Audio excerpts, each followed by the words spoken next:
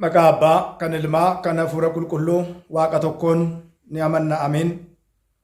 Kabajamootaa fi jaalatamootaa maatiiwwan Waaqayyoo, Waaqayyoon kan jaalattan, Waaqayyo isiniin kan jaalatu, hundumti keessan bakka jirtanitti akkam jirtu, akkam yoo nageessanii, akkamiin turtanii. Guyyaa har'aan kan nu ga'e Waaqni keenya galannii fi ulfinni isaatiif haa ta'u. Yeroo hundumaa gaafa maqaa isaa waamnu qulqulleettiin Dibroo Maariyaam maqaan ishii kan hin dagatamne, maqaan ishii kan galatoome, kan ulfaate nuuf haa ta'u. Ergamoonni qulqulloonni wareegamtoonni toloonni akkuma aaboo fi aangoo isaaniitti galanni isaaniif haa ta'u. Akka fedhaa fi jaalala Waaqayyootti guyyaa har'aa kana barnoota keenya walitti fufiinsaa kutaa 26ffaa kan walitti ilaallu lubbuu ofii balleessuun akka kitaaba qulqulluutti akkamitti ilaalamaa jedha. Namoonni immoo maaliif lubbuu isaanii balleessu? Yoo maal ta'e namoonni lubbuu isaanii kan isaan balleessan? Keessumaa yeroo si'anaa kana sooshaal miidiyaa irratti wanti dhaga'amu namoonni danuun isaanii yeroo lubbuu isaanii balleessanii dhagaadha kan jirru. Namoonni maalirraati kan ka'e lubbuu isaanii balleessu? Macaafni qulqulluu waa'ee lubbuu balleessuu kana maal jedha? Namni rakkachuu danda'a, namni qoramuu danda'a, rakkoon humnaa ol ta'e isa quunnamuu danda'a. Abbooliin keenya darban rakkoo isaan qaqqabe bifa kamiitiin darbaa turan? Ilmi namaa lubbuu isaa irratti aangoo qaba moo aangoo hin qabu isa jedhuu fi barnoota cimaa akka ta'uu fi keessumaa biyya keenya keessatti yeroo garaa garaa wanti dhaga'amu kallattii garaa garaatiin namoonni gaafa lubbuu isaanii baasan ni dhageenyas argaas guddanneerra. Qulqullichi Phaawulos ergaa isaa gara warra uummata Qorontos isa duraa boqonnaa 3:17 gubbaa irratti yaada jiru ka'umsa regooneen booda gara yaada kaanitti deebina jecha. Kanaaf egaa qulqullichi Phaawulos ergaa isaa gara warra uummata Qorontos isa duraa boqonnaa 3:17 gubbaa irratti eenyumtiyyuu mana qulqullummaa Waaqayyoo yoo diige Waaqayyoon immoo isa ni diigaa. Isinis mana qulqullummaa Waaqayyooti. Innis immoo isinidha isa jedhudha. Qulqullichi Phaawulos kan inni dubbatu jecha. Asirratti gaa isin mana qulqullummaa Waaqayyooti.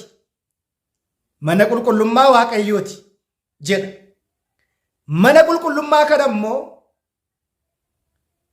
namni diige Waaqayyoon isa ni diigaa jedha. Egaa akkuma beekamu ilmi namaa Waaqayyo fakkeenya isaatiin gaafa isa uumu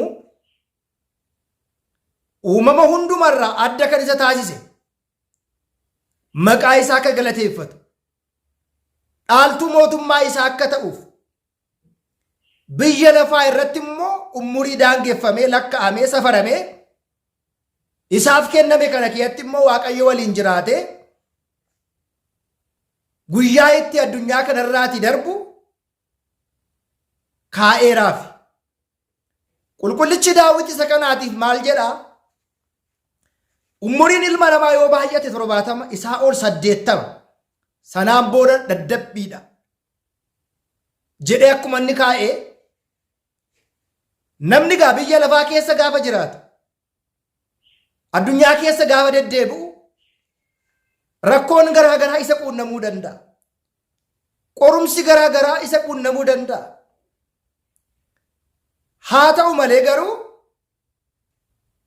rakkoo isarra qaqqabe kadhachaa Waaqayyootti kennaa, Waaqayyoon abdii godhachaa har'a yoon dhabe bornan argadha, har'a yoon dhibame bornan fayya har'a yoo rakkadhe bor rakkina keessaan ba'a jedhee yaaduutu isa harka jira. Egaa akkuma beekamu qulqullichi Maatewos wangeela Maatewos boqonnaa 11:28 gubbaa irratti kan isiniin dhiphisu hundumaa ana irratti gataa nan isinii ceesisa jedhee jira. Dhiphachuu keenyaan rifeensa mataa keenyaa isa gurraacha kana gara adiitti, isa adii ta'e immoo gara gurraachaatti jijjiiruu kan danda'u hin jiru. Maarreegaa namoonni maalirraati kan ka'edha lubbuu isaanii kan isaan of balleessan yookiin immoo lubbuu kan isaan of baasan? Maali rakkoon garaagaraa? Fakkeenyaatiif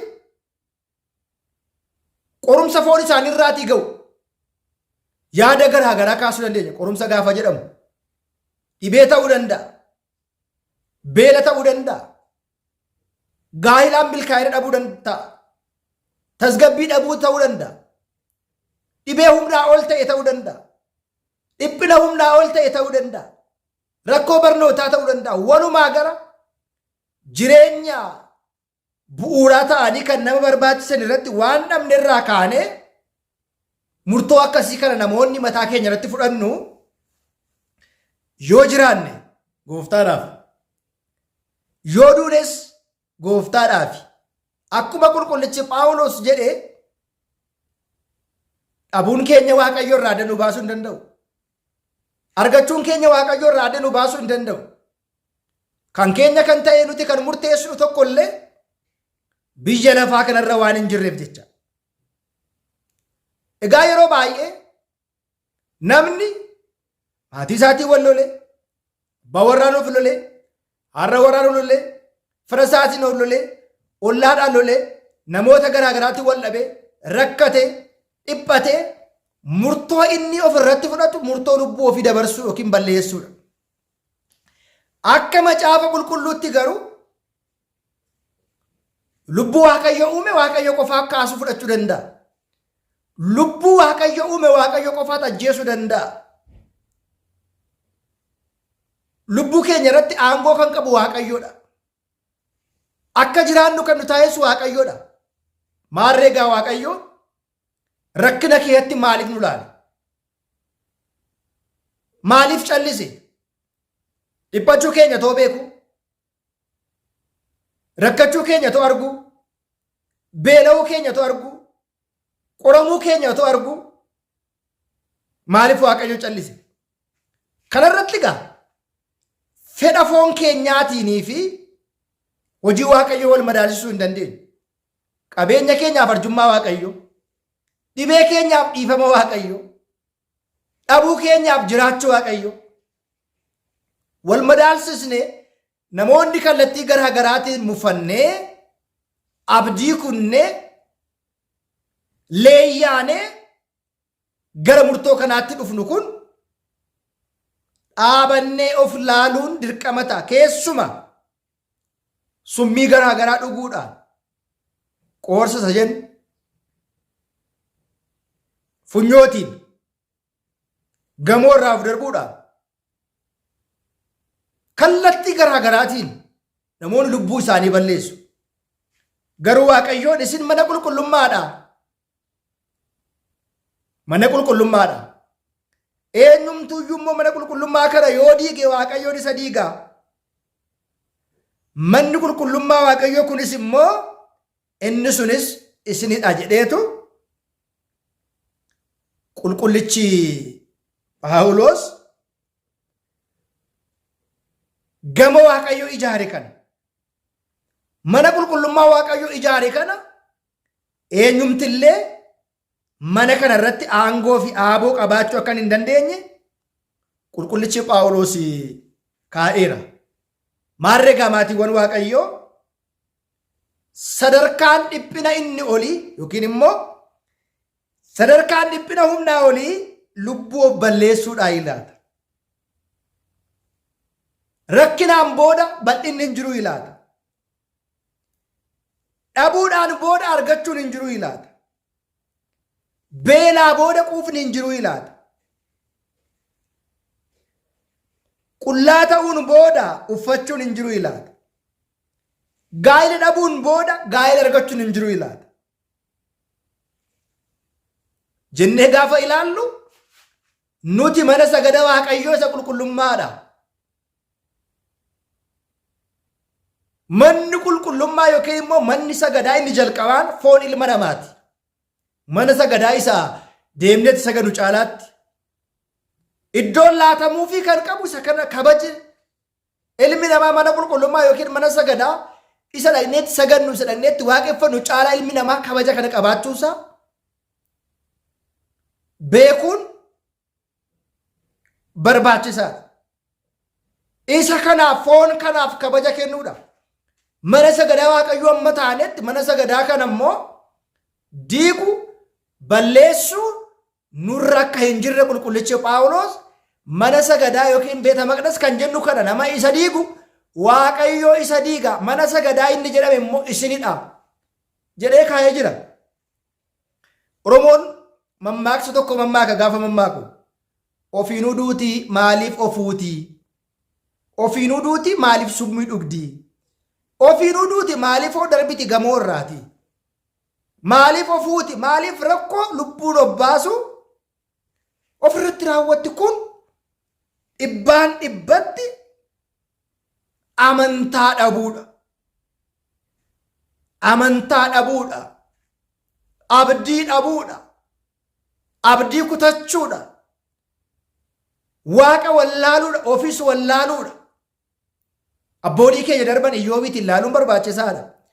Waaqayyo wanta inni yaade qaamni daangessuu danda'u hin jiru. Waan Waaqayyo yaade eenyullee karaatti hambisuu hin danda'u. Fedha Waaqayyo eenyu dhaabuu hin danda'u. Wanta Waaqayyo yaade hundi ni raawwata waan ta'eef qulqullichi yoo hunda raawwachuu akka dandeessu yaada kee immoo eenyullee dhorkuu akka hin dandeenye amma nan beekee jedhe waan hundumaan booda rakkoo hunduma sanaan booda qorumsa hunduma sanaatiin booda gidiraa hunduma sanaatiin booda maarreegaa Waaqni Iyyoobiin yaadate akkamitti nuun yaadatu.